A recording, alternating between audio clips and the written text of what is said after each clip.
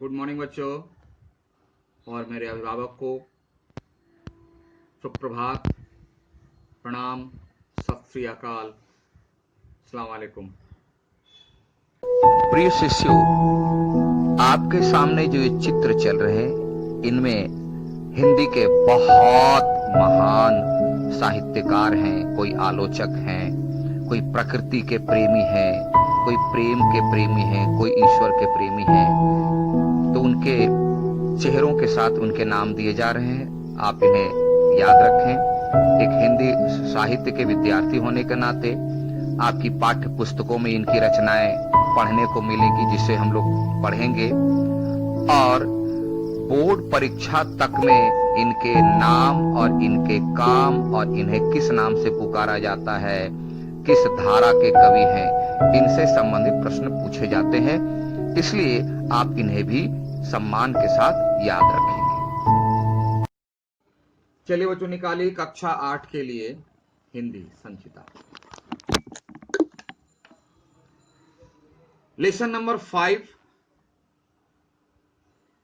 और आज हम लोग पढ़ेंगे कोटर और कुटीर।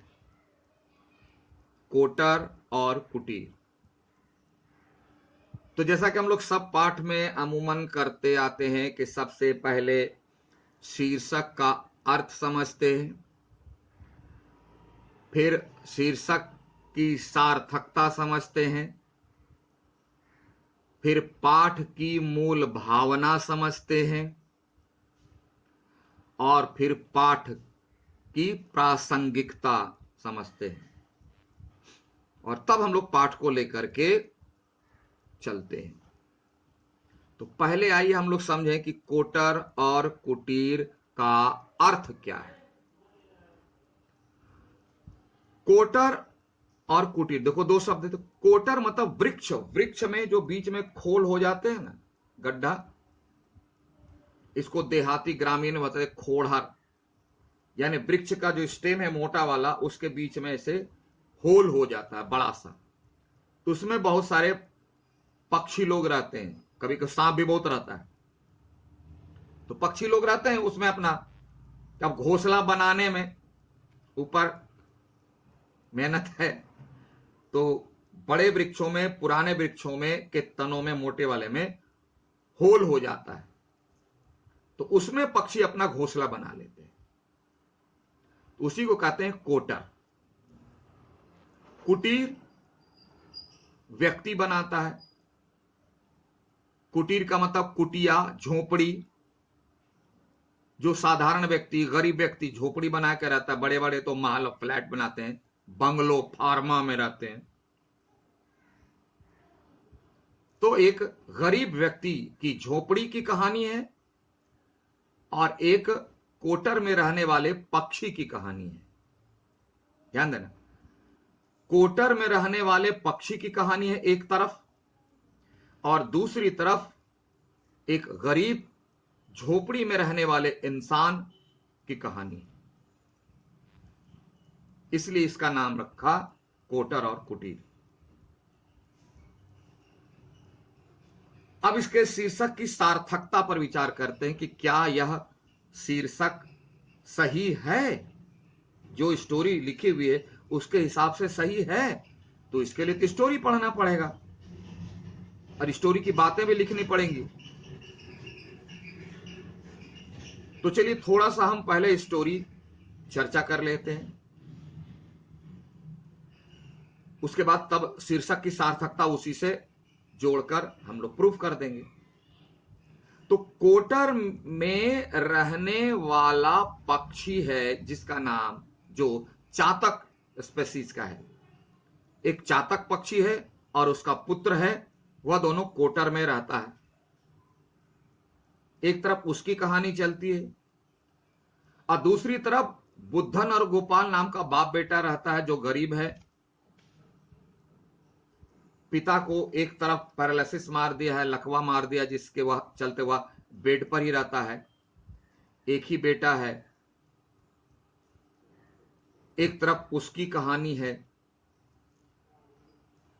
और कहानी का थीम यानी मूल भावना, इसमें अभी मूल भावना को छोड़ते हैं, तो इन दोनों की कहानी में चातक और चातक का पुत्र के पुत्र में बहस होती है, जिसमें चातक का पुत्र जो है वह पिता की बात को नहीं मानता है और वह आगे बढ़ जाता है, और आगे बढ़ने के क्रम में उसी पेड़ के ऊपर वह नाइट हॉल्ट करता है, यानी रात्रि का विश्राम करता है, जिसके नीचे बुद्धन नाम का एक गरीब व्यक्ति रहता है, जिसका बेटा का नाम है गोपाल, और पिता को लकवा मार दिया, बेड पर है, और उसके बेटे के सिवा कोई देखने वाला कोई नहीं है। और रात में मतलब दिन में घटना घटती है गोपाल के साथ, वह लेट से आता है, पिता पुत्र में बातचीत होती है,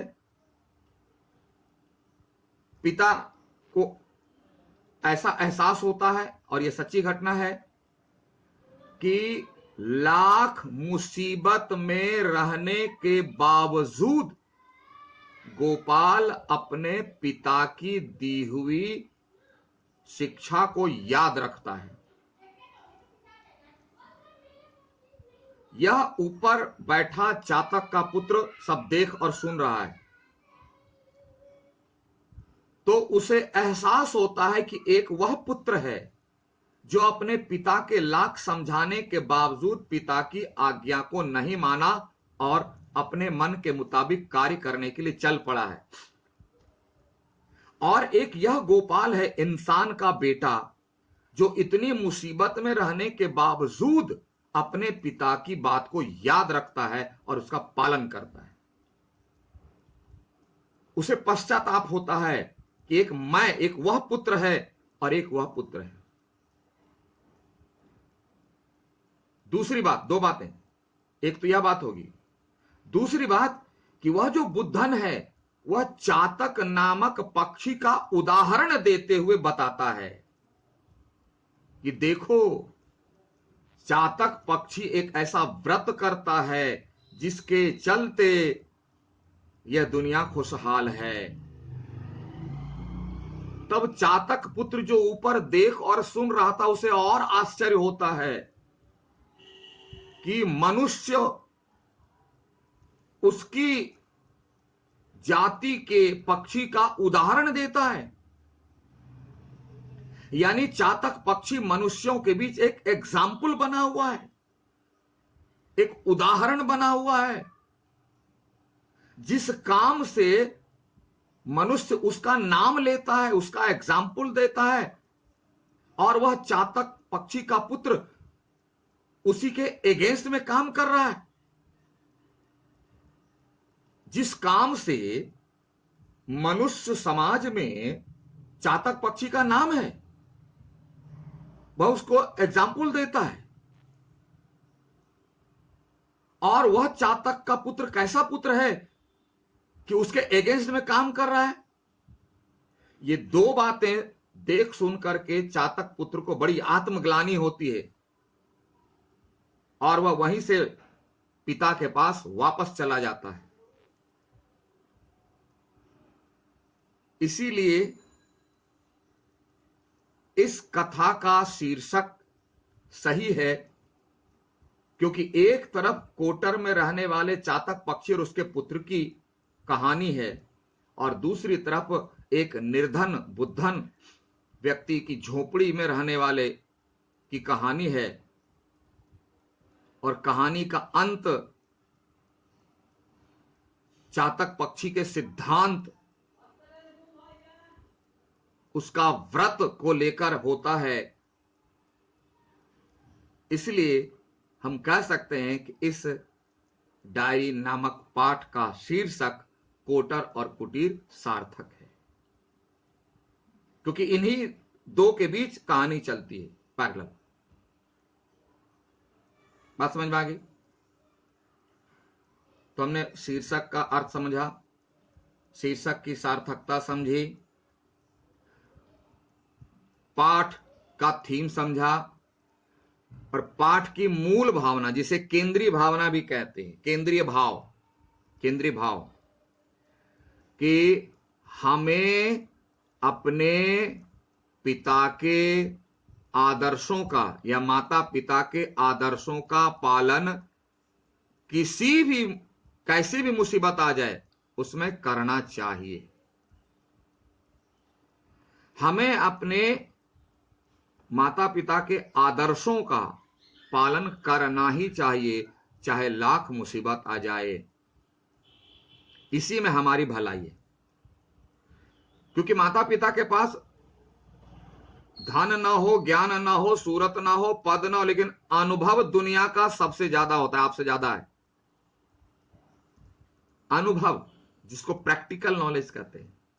और कोई भी पेरेंट्स अपने संतान की बुराई नहीं चाहता है।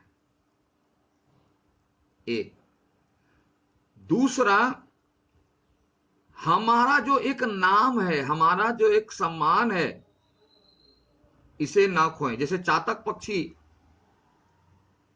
का नाम है, क्यों नाम है देखेंगे कि वह सिर्फ बारिश का पानी पीता है, सिर्फ बारिश का पानी पीता है, इधर उधर का नहीं। और जब तक बारिश नहीं होती है तब तक वह प्यासे रहता है, लेकिन पानी इधर उधर का नहीं पिएगा। यह एक व्रत के समान है, व्रत के समान है, और इसका रिजल्ट पूरी पृथ्वी को मिलता है। इसका फल पूरी पृथ्वी को मिलता है कि जब बारिश होती है तो पृथ्वी हरी भरी हो जाती है। और बारिश इसीलिए होती है कि चातक पक्षी उसका पानी, उसके पानी को छोड़कर किसी का पानी नहीं पीता है। कठिन व्रत, ऐसा लोग कहते हैं, ऐसी मान्यता है। तो हम अपने सिद्धांतों का, अपने आदर्शों का पालन करें, जिससे पूरी पृथ्वी लाभान्वित हो।